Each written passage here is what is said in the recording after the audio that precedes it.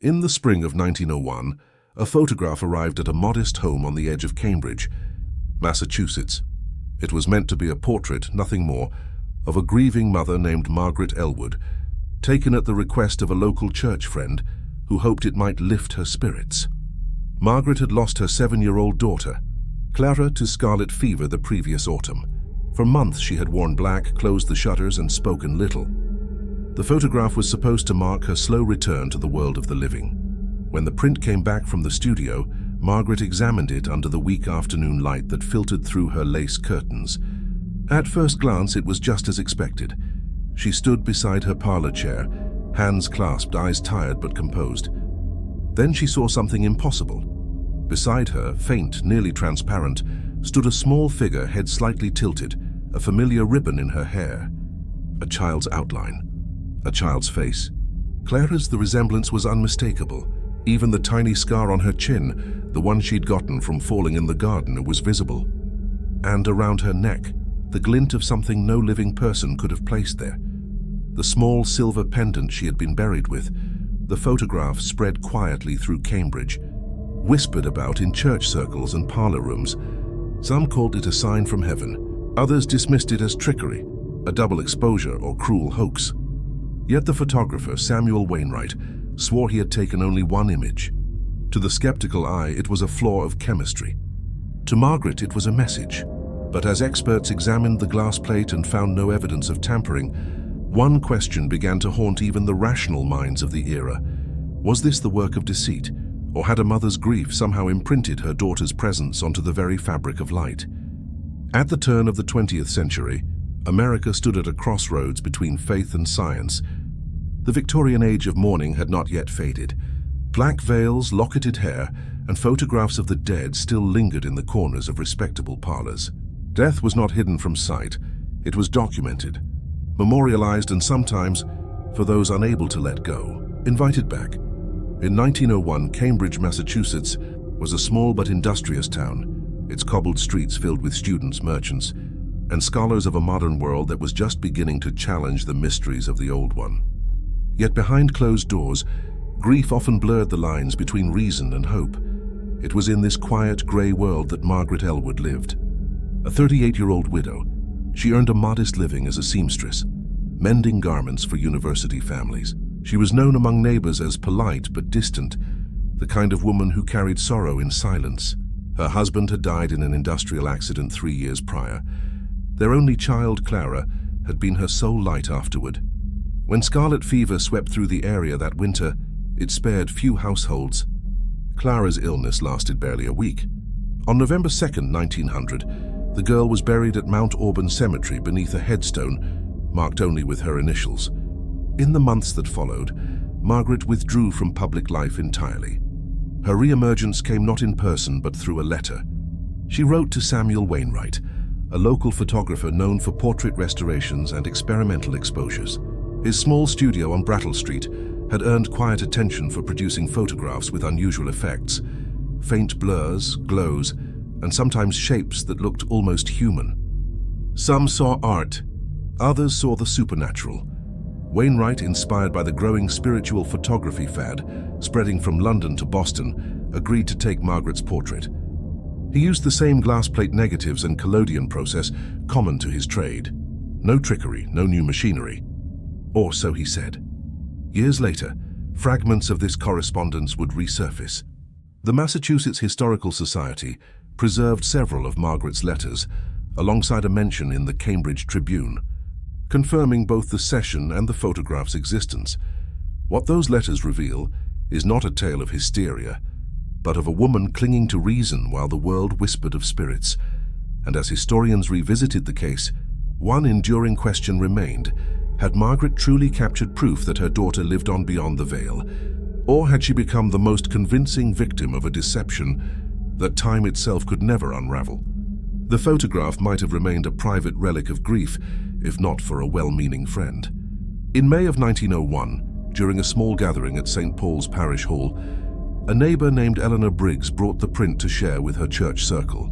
She called it a miracle of mourning, a sign that comfort could come from beyond the grave. Within a week, whispers spread through Cambridge. Parishioners visited Margaret's home asking to see it for themselves. Some left in quiet awe, others left unsettled. When questions reached Samuel Wainwright's studio, he publicly denied any deliberate manipulation. In an interview later cited by the Cambridge Tribune, Wainwright stated that the exposure had been done with the utmost technical care and that no secondary image had been made. Yet his young assistant, Thomas Vale, abruptly resigned from the studio only weeks later. Reporters who sought him out in the following months found him unwilling to speak. One noted in a 1902 column that Vale grew pale at the mention of the photograph and claimed only that some things were better left in darkness. The controversy attracted the attention of Dr. Edwin Lang, a physics lecturer at Harvard University who specialized in optical refraction. Lang examined both the print and a copy of the glass plate negative. His conclusion puzzled even the skeptics. The light distribution and chemical layering showed no evidence of a second exposure. If fraud exists, he wrote, it is not mechanical. Meanwhile, Margaret's private letters revealed a transformation. The once reserved widow began writing to spiritualist societies in New York and Chicago, seeking explanations beyond human understanding. She ordered multiple enlargements of the image, requesting that Wainwright darken the figure's outline so that Clara's features would appear more clearly.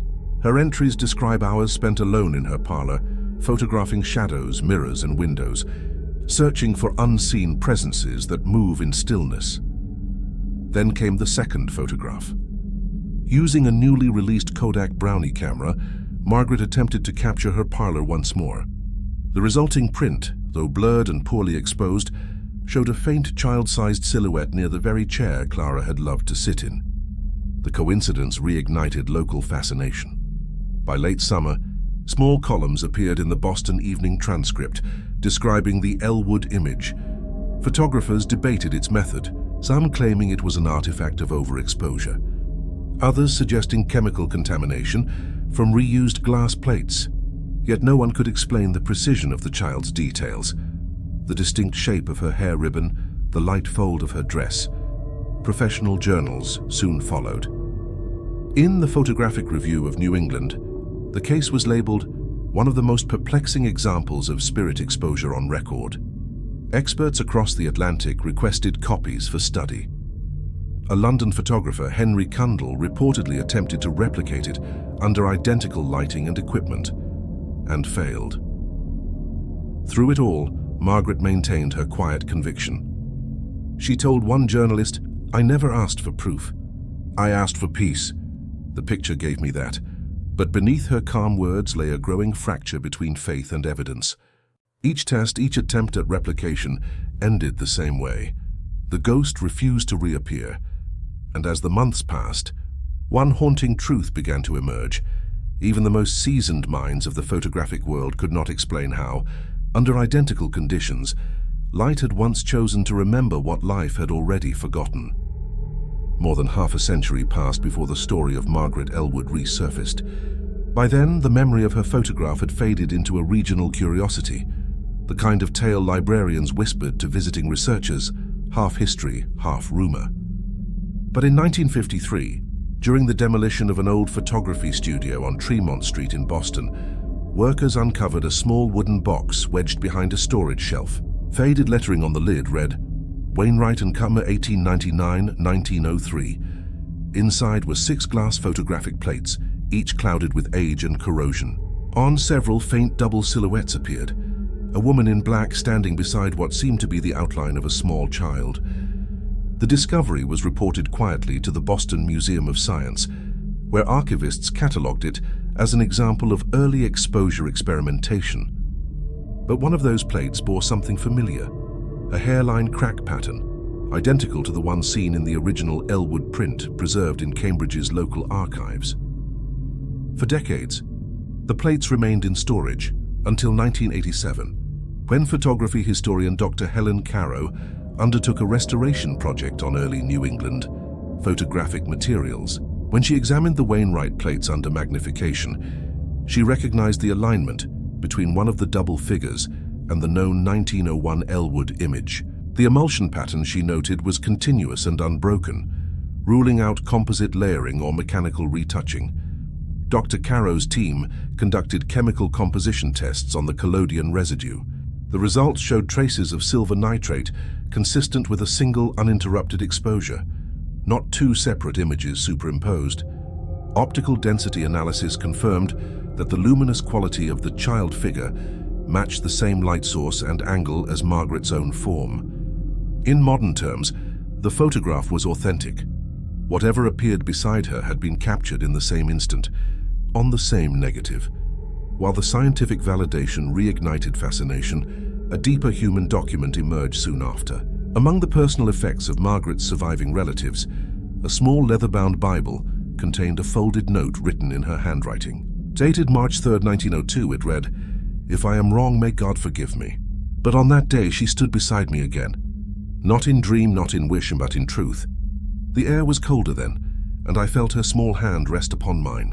The note carried no explanation, only the quiet conviction of a woman certain of what she had seen. Historians and psychologists have long debated Margaret's state of mind. Some suggested she suffered from grief hallucinations, a common symptom of prolonged mourning, where memory and emotion fuse into vivid perception. Others cited pareidolia, the brain's instinct to impose familiar shapes on randomness, interpreting the faint child figure as a coincidence of light and shadow on aging emulsion. A few modern scholars of trauma photography argue that the image represents the earliest visual manifestation of psychological imprinting, where overwhelming emotion influences both subject and medium. Yet the archival record complicated such explanations. Wainwright himself had never advertised spirit photography, unlike his London contemporaries who capitalized on séance culture. Surviving business ledgers from 1900 to 1905 show only portrait sittings, family restorations, and academic commissions. His later reputation remained one of integrity, his studio known for precision and realism, not illusion. Margaret, by contrast, drifted further into solitude. Letters to her cousin in Salem reveal an unshaken belief in the image's purity. "If it is not her body," she wrote in 1903, "it is her truth. That is enough for me." She stopped visiting church services, but continued to tend Clara's grave weekly until her death in 1911. The story might have ended there, sealed by dust and memory, if not for a 1974 exhibition at the Museum of Fine Arts, Boston, titled Visions of the Departed, Photography and Mourning in the Victorian Era. Among the displayed works was an original print labeled simply Mother and Child. Cambridge, 1901. Experts, comparing the piece to the archived reproduction, noticed minute chemical burn marks and edge flares unique to first-generation contact prints. Physical proof that it was not a later copy, but one of Wainwright's authentic originals. For those who viewed it, the image carried an unsettling stillness, as though grief itself had been fixed permanently within the silver and glass, and so the evidence deepened rather than dissolved the mystery. Each test, each rediscovery, each document seemed to whisper the same contradiction. The photograph was genuine, but what it showed could never be explained. By the late 1990s, Margaret Elwood's photograph had become a quiet legend among historians of the paranormal, a mystery that refused to be solved or forgotten. It resurfaced in an academic context once again, when a team of digital archivists at Harvard's Peabody Museum undertook a full high-resolution restoration of the 1901 print. Their intention was purely technical, to preserve the fragile emulsion before it deteriorated further. Yet what they uncovered reignited a century-old question. Under magnification and spectral analysis, a startling discovery emerged. In the upper right quadrant of the image, where a wall mirror reflected part of the room, only Margaret appeared. The child's faint outline that stood beside her in the foreground did not exist in the reflection at all. This single absence unraveled decades of assumptions. If the figure of Clara had been the product of double exposure, she should have been mirrored. But she wasn't, and yet the exposure density, the light fall-off, and the spatial relationship between subjects were all consistent with a single, unmanipulated shot. The image seemed to obey the laws of light, except where it didn't. The finding drew immediate attention. Photography journals debated whether an optical ghost could form without physical basis. Dr. William Reston, a photographic physicist at MIT, proposed an extraordinary theory that the image might have been affected by a latent optical residue, a faint imprint from an earlier plate that had captured a different subject, possibly a child. In other words, the ghost wasn't supernatural at all, but a chemical memory of an image that had once existed. But even this explanation began to crumble under scrutiny. The archivists tracked down Wainwright's surviving studio logs, which listed every session leading up to March 1901. No prior child portrait had been taken on the day Margaret's photograph was made. The glass plate itself, examined for microscopic stress fractures, bore no signs of prior exposure or reuse. Then came the psychologists. In 2001, Dr. Ann Hurst of Columbia University published a controversial paper suggesting that trauma, particularly bereavement trauma, could manifest visual associations under conditions of emotional intensity. She cited early studies in which subjects projected subconscious imagery onto ambiguous visual stimuli. To her, the photograph might represent an intersection between emotion and chemistry, a grief projection captured in silver nitrate. It was a poetic theory, and to some, a deeply unsettling one. For decades, Margaret's personal writings had been read as the desperate ramblings of a mother seeking comfort. But when her family released her complete correspondence in 2003, new context emerged. Among them was a letter dated just 3 days before the photo session. In careful cursive, she wrote, "I dreamt of Clara again standing by the window, smiling faintly as though waiting for the flash. I awoke before I could reach her. To the modern eye, it felt like foreshadowing, or perhaps a subconscious premonition that would find expression through the camera's lens. The duality was inescapable. Science sought explanations, while emotion whispered that some things could not be measured." The photograph had become both artifact and apparition, proof of how deeply the human heart can bend reality around its grief. In 2004, researchers at the University of Rochester attempted to settle the debate with precision. Using a replica of Wainwright's original Lancaster-style camera, glass plates prepared with identical collodion formulas, and lighting conditions measured from the original studio's surviving blueprints, they attempted to recreate the image under every known variable. They failed. Even when deliberate double exposures were introduced, the ghostly figure never appeared with the same luminous consistency. The light either flared too harshly or faded unevenly. The resulting composites lacked the subtle gradation, that near-transparent density of form that defined the 1901 original. The final report, published in the Journal of Historical Photography, concluded tersely, "The Wainwright-Ellwood photograph remains singular in its composition. Replication under controlled conditions yields no identical spectral manifestation." For skeptics, it was simply another case of historical curiosity, an unrepeatable chemical coincidence. But for those who had studied Margaret's life, it carried a quieter, more profound weight. Perhaps it was never about proving the supernatural. Perhaps it was about how far a single moment of faith or longing can stretch across the veil of time, finding permanence in a photograph that should never have existed. Even now, the reflection in that mirror remains unchanged. A woman alone, staring forward, unaware that behind her shoulder, history continues to search for a ghost that only the camera ever saw. In 2012, more than a century after the original photograph was taken, a small, unassuming leather-bound diary appeared at a regional auction house in New Hampshire.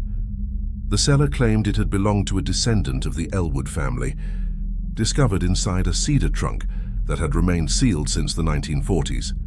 Its faded spine bore a single word, embossed in gold, Margaret. Inside the pages, written in a delicate looping hand, were years of private entries, fragments of prayer, household notes and reflections on loss.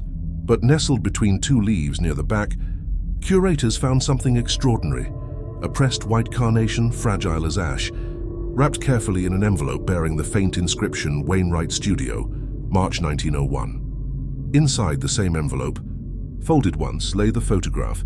The image was identical to the known print, the spectral silhouette of a child beside her seated mother. But it was what Margaret had written on the adjoining diary page that silenced every historian who read it. She moved before the shutter closed. 7 words, quiet, almost casual, that introduced a paradox no one could explain. In 1901, cameras of Wainwright's type required exposure, times of 3 to 6 seconds indoors, depending on light and aperture. Even the faintest movement would blur the subject, leaving a telltale haze or double edge.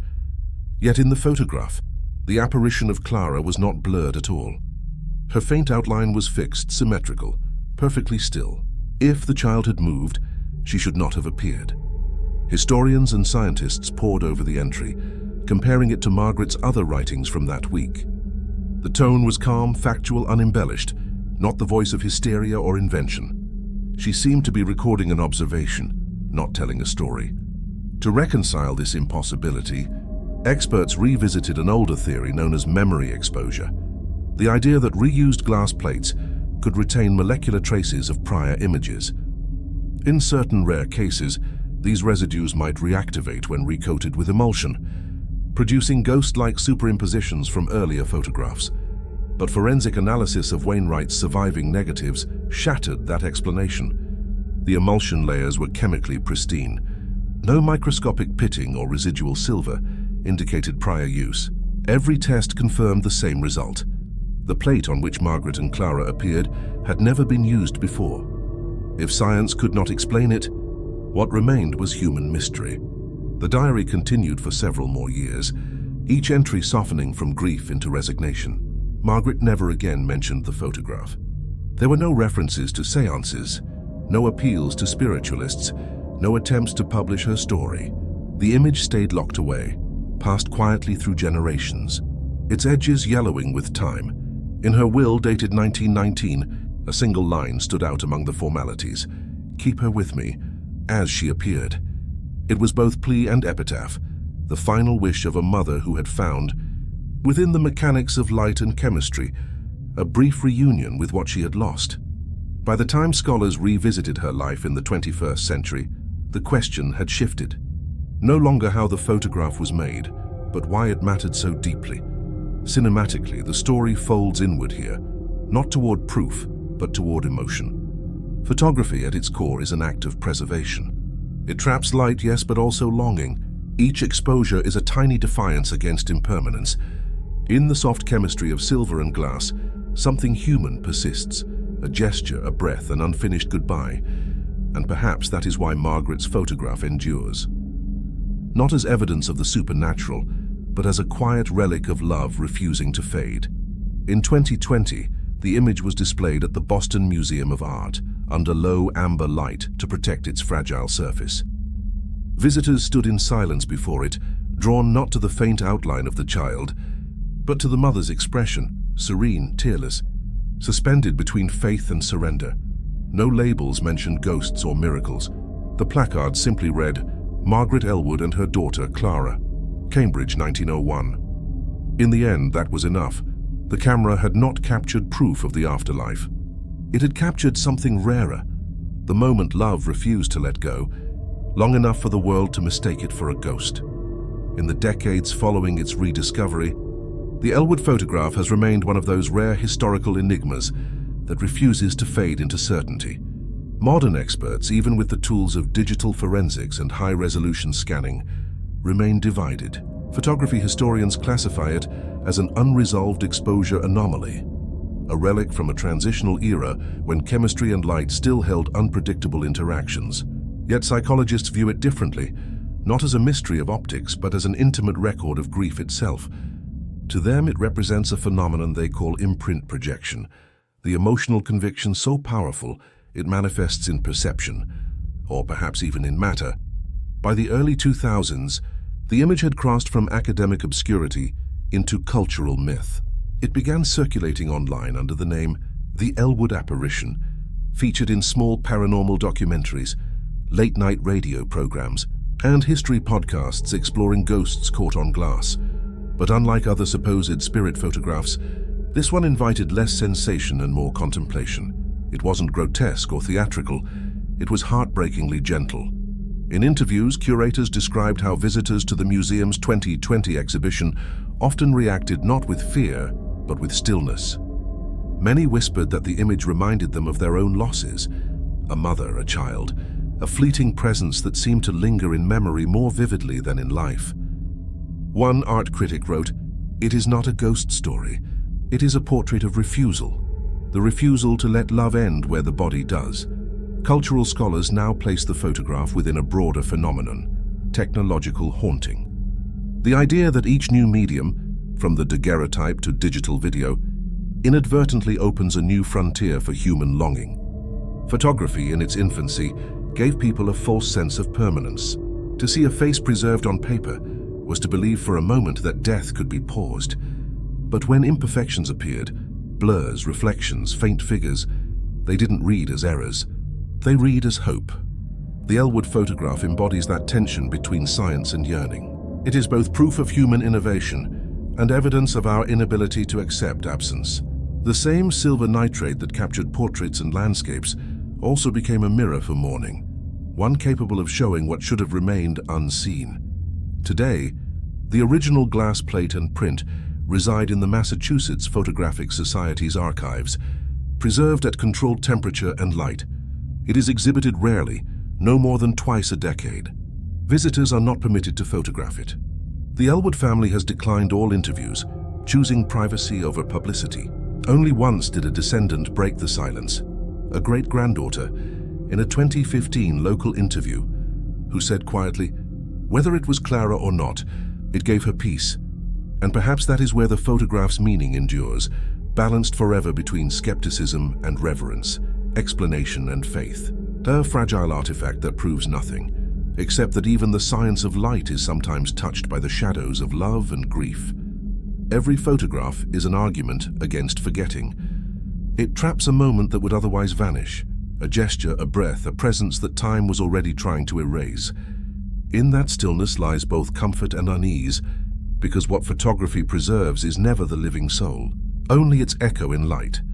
Margaret Elwood's story endures not because of what the photograph shows, but because of what it reminds us, that remembrance itself is a form of creation. When we look at a picture of someone gone, we do not see them as they were. We see them as we need them to be. The boundary between image and memory softens, and the heart fills in what the lens could not. Perhaps the Elwood photograph was never about proof of the supernatural. Perhaps it was something quieter, a testament to love's refusal to disappear, to a mother's need to hold on, even if only through the shimmer of glass and silver. In that quiet room of 1901, perhaps light itself paused, long enough for a mother's love to be recorded, forever between the living and the gone.